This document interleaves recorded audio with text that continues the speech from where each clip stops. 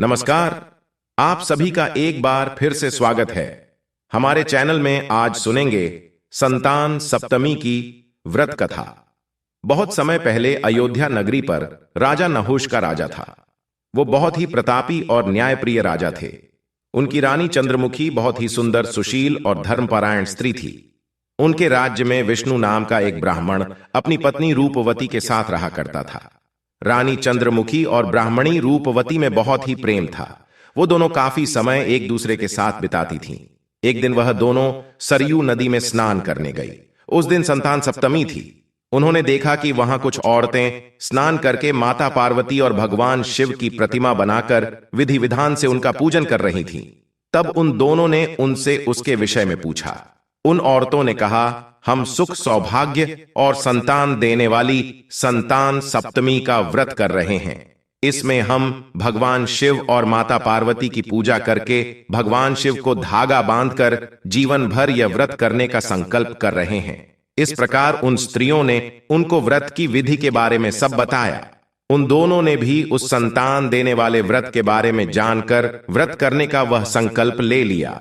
लेकिन दुर्भाग्यवश वह दोनों ही अपने संकल्प लिए हुए उस व्रत को करना भूल गई और अपनी मृत्यु के बाद दोनों ने पशु योनि में जन्म लिया और उस पशु योनि में दुख भोगने के बाद उन्हें फिर से मनुष्य योनि प्राप्त हुई।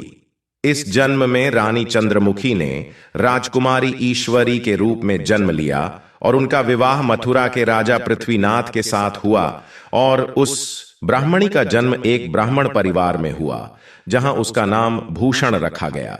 बड़े होने के बाद उनका विवाह मथुरा के राज पुरोहित अग्निमुखी के साथ हुआ। अपने पूर्व जन्म की तरह ही इस जन्म में भी राजकुमारी और ब्राह्मणी का बहुत प्रेम था। पूर्व जन्म में संकल्प लिए हुए व्रत न करने के कारण इस जन्म में रानी को संतान सुख प्राप्त नहीं हुआ। रानी ने एक मूकबधिर बालक को जन्म दिया जिसकी अल्पायु होने के कारण मृत्यु हो गई।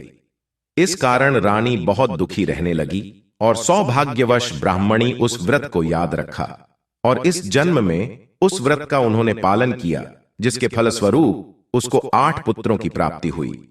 उसके सभी पुत्र स्वस्थ होने के साथ साथ बहुत रूपवान और गुणवान भी थे। जब ब्राह्मणी को अपनी सखी रानी ईश्वरी के मूक बधिर पुत्र की मृत्यु का पता चला तो वह रानी को सहानुभूति देने के लिए उससे मिलने पहुंच गई। पुत्र की मृत्यु के शोक के कारण रानी के हृदय में अपनी सहेली भूषण के प्रति ईर्ष्या उत्पन्न हो गई। रानी ईश्वरी ने भूषण के पुत्रों को मारने की इच्छा से उन्हें भोजन करने बुलवाया और भोजन में विष देकर मारने का प्रयास किया। किंतु उस व्रत के प्रभाव से भूषण के पुत्रों के विष का कोई प्रभाव नहीं हुआ। यह देखकर रानी ईश्वरीय क्रोध और ईर्ष्या के मारे जल उठी और उसने सेवकों को आदेश दिया कि वह भूषण के पुत्रों को यमुना के गहरे पानी में फेंक दे। परंतु इस बार भी उस व्रत के प्रभाव से उन बालकों को कुछ नहीं हुआ और वे सुरक्षित रहे। इतना सब होने के बाद भी रानी ईश्वरी को सब्र नहीं हुआ और उसने भूषण के पुत्रों को मारने के लिए झल्लादों को आदेश दे दिया। उसके सेवक उन्हें झल्लादों के पास ले गए, लेकिन वहां भगवान शिव और माता पार्वती ने उनकी रक्षा करी और उनकी कृपा से इस बार भी वह पूरी तरह सुरक्षित रहे।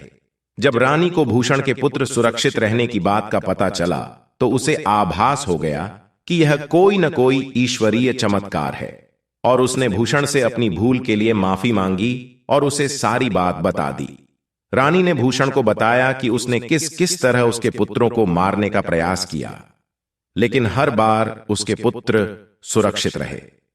रानी ने भूषण से उसका कारण जानना चाहा।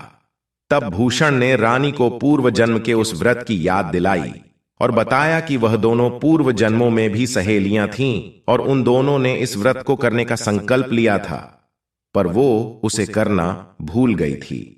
लेकिन इस जन्म में उसने इस व्रत के संकल्प को पूर्ण किया और उस व्रत का पालन किया। यह सब भगवान शिव और माता पार्वती का आशीर्वाद है और उसके व्रत का प्रभाव है, जिसके कारण ही उसके पुत्र हर विपत्ति से सुरक्षित हैं। भूषण से यही सब कुछ जानकर रानी ईश्वरी को भी उस व्रत का स्मरण हो गया और रानी ने भी विधि विधान से उस व्रत को किया।